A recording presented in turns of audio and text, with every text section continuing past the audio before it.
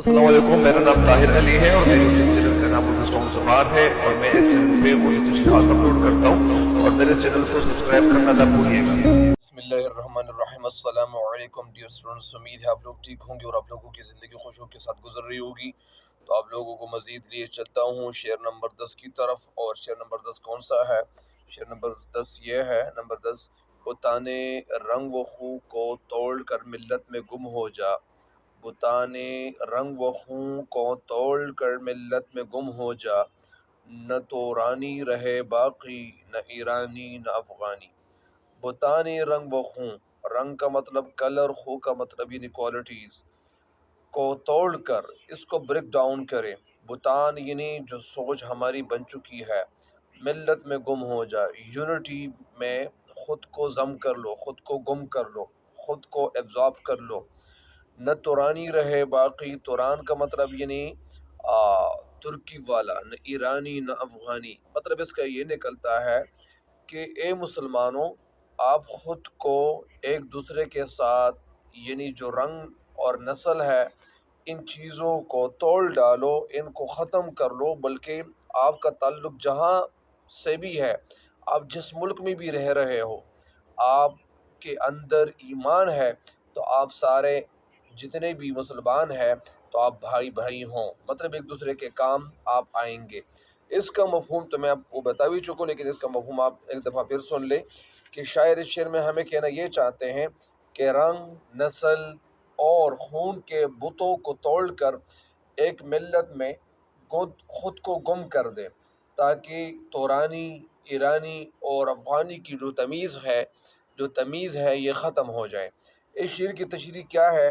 اس شعر کی تشریح کچھ اس طرح سے ہے کہ علامہ اقبال رحمۃ اللہ علیہ مسلمانوں کو اتحاد اور اتفاق کا درس دیتے ہوئے کہنا یہ چاہتے ہیں کہ جس طرح بت پرست لوگ قسم قسم کے بتوں کی پوجا کرتے ہیں، اور اسی طرح مسلمانوں نے بھی رنگ اور نسل کے بتوں کی پوجا شروع کر دی ہے۔ کیا وجہ ہے؟ کیوں شروع کر دی ہے؟ کیونکہ علامہ اقبال رحمۃ اللہ علیہ نے رنگ اور ذات پات کے تصور کو بت پرستی قرار دیا ہے۔ بت پرستی یعنی بت کی پوجا کرنا، یعنی جو لوگ بتوں کی پوجا کرتے ہیں تو وہ یعنی بتوں کی پوجا کیوں کرتے ہیں؟ کیونکہ ہر انسان کی جو ہے وہ جتنے بھی لوگ ہیں تو ہر انسان کی الگ الگ عبادت ہے۔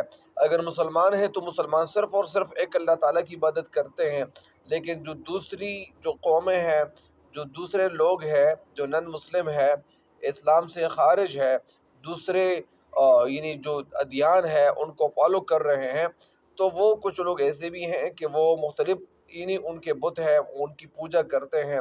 تو کہنے کا مقصد یہاں پہ یہ ہے علامہ اقبال کا کہ اے مسلمانوں، ان بتوں کو توڑ کر ملت اسلامیہ میں داخل ہو جاؤ۔ ظاہری بات ہے کہ یہ لوگ یعنی ملت اسلامیہ میں داخل ہوں گے اور ذات پات، خاندان اور قبیلے کے جو امتیازات ہے ان امتیازات کو مٹا دو، ختم کر لو۔ امتیاز کسے کہتے ہیں؟ فرق کو کہتے ہیں۔ فرق یہ ہے کہ کچھ لوگ کہتے ہیں کہ یار آپ کا تعلق اس خاندان سے ہے، اور اپنے آپ کو تورانی یعنی ترکی کا، ایرانی اور افغانی کہنے کی بجائے ملت اسلامیہ کا فرد سمجھو۔ مطلب اس کا یہ ہے کہ اس میں کہنے کا مقصد علامہ اقبال کا یہ ہے کہ اگر آپ لوگ مطلب یعنی کلرز کے حوالے سے، ذات پات کے حوالے سے، خاندانی لحاظ سے، قبیلے کے لحاظ سے اگر آپ ایک دوسرے کو امتیاز بخشو گے، ایک دوسرے کو فرق یعنی سمجھو گے کہ یہ میرا جو خاندان ہے، میں اس خاندان سے تعلق رکھتا ہوں، یہ اس خاندان سے تعلق رکھتا ہے، تو خاندان سے تعلق رکھنے کی بجائے آپ کو یعنی یونٹی کی طرف آپ کو جانا چاہیے۔ آپ لوگوں کے خاندان اگر الگ ہیں تو وہ الگ خاندان تو ہے ہی، لیکن آپ لوگوں کو الگ خاندان کے حوالے سے، ایک نام کے حوالے سے، شہرت کے حوالے سے، بہادر کے حوالے سے ان خاندانوں کو آپ ختم کر لو۔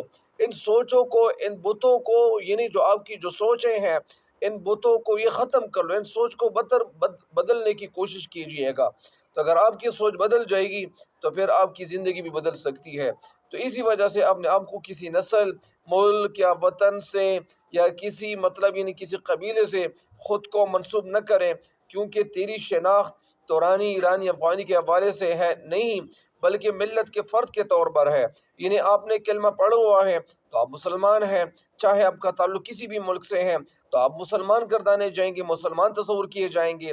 تو ملت واحد کا جو تصور ہے اس صورت میں عام ہو سکتا ہے کہ علاقائی جو حدود ہے، جو لمٹس ہے، تو ان کو یکسر یعنی مسترد کر دیا جائے۔ کہنے کا مقصد یہ ہے کہ یہ جو رنگ اور نسل کے جو بت ہیں ان کو توڑ کر تو ملت کا ایک جزو بن سکتا ہے۔ اگر آپ لوگ مطلب ان بتوں کو توڑ ڈالیں گے تو آپ توڑ کر ملت کا ایک جز بن سکتا ہے، ایک پارٹ بن سکتے ہیں۔ یہ رنگ اور نسل تو خود محبت کے لیے زہر قاتل سے کم نہیں ہے۔ یعنی یہ انسان کو تباہ کر کے رکھتا ہے، اور یہ جو سوچ انسانوں کی جو بنتی ہے تو پھر یہ سوچ انسانوں کو مطلب قلقمہ کرتا ہے۔ مسلمانوں کے اندر جو کوالٹیز ہوتی ہے تو ان کو تباہی کی طرف لے جاتی ہے۔ بہرحال آپ لوگوں کو یعنی یہ سوچنا چاہیے کہ میں ایک مسلمان ہوں، میرا تعلق جس ملک میں بھی ہے، جس ملک سے بھی میرا تعلق ہے، تو مجھے مسلمان بھائی کے ساتھ مدد کرنی چاہیے، مجھے ان کے کام آنا چاہیے، اور اگر ان پہ کوئی ظلم کر رہا ہے تو لہٰذا مجھے کوئی آواز اٹھانی چاہیے۔ اگر آواز نہیں اٹھا سکتے تو کم از کم تحریری طور پر تو آپ بتا سکتے ہیں، لکھ سکتے ہیں، کسی کو سمجھا سکتے ہیں، بتا سکتے ہیں، تو اتنا تو کہہ سکتے ہیں۔ بہرحال یعنی اس شعر کا جو مقصد ہے، جو لب لباب ہے، وہ آپ لوگوں کے سامنے رکھ چکا ہوں۔ مجھے امید ہے کہ انشاءاللہ آپ کی سمجھ میں یہ بات بیٹھ جائے گی کہ شعر کا مطلب کیا ہے اور اس شعر میں کہنے کا مقصد کیا ہے۔ تو اسی وجہ سے یعنی کہنے کا مقصد یہ بھی ہے کہ یعنی ہمارا جو اللہ تعالیٰ ہے وہ ایک ہے، ہمارا پیغمبر ایک ہے، اور جو ہمارے پاس جو قرآن پاک ہے، کتاب ہے، وہ ایک ہے۔ تو لہٰذا ہم ایک کیوں نہیں ہے، ہمیں ایک ہونا چاہیے، اور اگر ہم ایک ہو جائیں گے، جتنے بھی جو مسلمان ہیں اگر ان کے اندر یونٹی پیدا ہو جائے۔ علامہ اقبال رحمۃ اللہ علیہ کا جو مقصد تھا، ان کی جو سوچ تھی، وہ بھی یہی تھی کہ سارے مسلمان اکٹھے ہو جائیں۔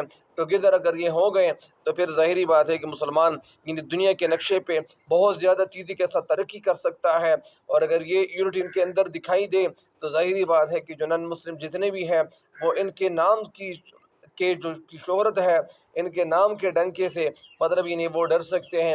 لہٰذا مسلمانوں کو یعنی یونٹی کی طرف آنا چاہیے، اور یونٹی کی طرف اگر یہ آئیں گے، اتحاد ان کے اندر پیدا ہوگا، اتفاق ان کے اندر پیدا ہوگا، تو پھر یہ مسلمان بہت کچھ کر سکتے ہیں، بہت آگے بڑھ سکتے ہیں۔ لہٰذا علامہ اقبال رحمۃ اللہ علیہ کی سوچ یہی ہے کہ وہ مسلمانوں کو اکٹھا دیکھنا چاہتے تھے، تاکہ ایک ظاہری بات ہے کہ جتنے جو ممالک بنتے ہیں مسلمانوں کے، تو اگر یہ یونٹی ان کے اندر پیدا ہو جائیں اور ان کا ون یونٹ پیدا ہو جائے، ان کی جو مطلب یعنی جو ایک دوسرے کے ساتھ جو انٹریکشن ہے اس میں اضافہ ہونا چاہیے، اور ایک دوسرے کے ساتھ انٹر کنیکٹڈ ہونے چاہیے۔